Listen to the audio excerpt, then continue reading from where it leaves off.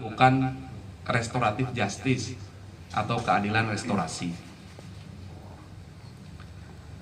Kemudian kami juga telah menerima surat permohonan penangguhan penahanan dari kuasa hukum tersangka RB, dan juga kami sudah menerima surat permohonan penangguhan penahanan dari keluarga tersangka, dalam hal ini korban, juga mengajukan permohonan penangguhan penahanan. Perlu kami jelaskan bahwa permohonan restoratif justice sudah kami lakukan sejak kami terima surat permohonan itu dari korban dan kuasa hukumnya. Jadi sejak tadi malam sudah berlangsung proses restoratif justice berdasarkan Perpol nomor 8 tahun 2021 tentang penanganan tindak pidana berdasarkan keadilan restorasi. Maka kami harus melakukan proses pemenuhan persyaratan material dan juga persyaratan formil agar restoratif justice itu bisa tuntas. Perkembangan proses restoratif justice juga melibatkan dari TP2 P2A dari Dinas Perempuan di provinsi. Beliau melakukan pendampingan terhadap korban, kemudian dilakukan asesmen secara langsung oleh penyidik didampingi beliau. Yang kami dapatkan bahwa tidak ada tekanan, bahwa korban mencabut laporannya atau bermohon restoratif justice ini tanpa tekanan. Namun dalam proses pemenuhan restoratif justice itu masih ada beberapa persyaratan formil dan material yang belum terpenuhi, sehingga setelah ini proses restoratif justice masih akan terus kami lakukan. Walaupun demikian, permohonan penangguhan penahanan dari istri tersangka dalam hal ini korban, dan juga permohonan penangguhan penahanan dari penasihat hukum tersangka kami kabulkan, sehingga nanti setelah ini kami akan melakukan penangguhan penahanan, proses penangguhan penahanan.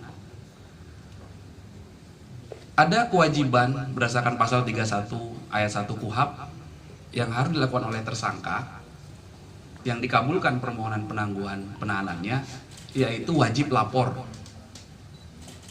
Jadi tersangka RB nanti setelah ditangguhkan tetap harus melakukan kewajibannya untuk wajib lapor, dan proses penyidikannya masih berlangsung. Di samping proses restoratif justice juga masih berlangsung. Kenapa proses restoratif justice masih berlangsung? Kami ulangi lagi, karena persyaratan material dan persyaratan formil dari proses restoratif justice belum terpenuhi. Kemudian pada kesempatan yang baik ini tentunya kami ingin memberikan himbauan kepada masyarakat bahwa kita harus kembali kepada tujuan hukum, yaitu adanya keadilan, kemanfaatan, dan kepastian hukum. Penegakan hukum yang kami lakukan sesuai asas dan tujuan dari Undang-Undang Nomor 23 Tahun 2004 tentang penghapusan kekerasan dalam rumah tangga. Asas dan tujuannya adalah pengembalian keharmonisan keluarga.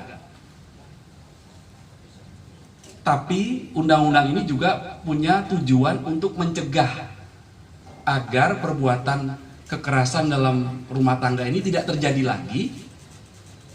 Dan undang-undang ini juga punya tujuan untuk menindak para pelaku kejahatan kekerasan dalam rumah tangga.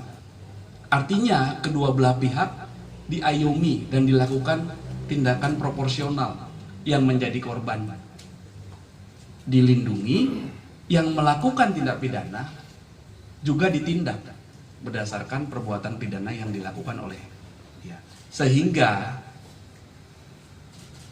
dampak atau implikasi preventifnya juga harus ada. Perlu kami tegaskan bahwa apabila orang melakukan, siapapun yang melakukan tindak pidana kekerasan dalam rumah tangga dan dilaporkan kepada pihak kepolisian, itu pasti akan diproses sesuai dengan peraturan dan ketentuan undang-undang yang berlaku. Sehingga kami sampaikan, bagi yang belum melakukan tindak pidana kekerasan rumah tangga, mohon hati-hati. Sehingga apabila kita melakukan tindak pidana kekerasan dalam rumah tangga, itu dapat dipidana berdasarkan pasal pidana yang diatur di Undang-Undang Nomor 23 Tahun 2004 tentang penghapusan kekerasan dalam rumah tangga.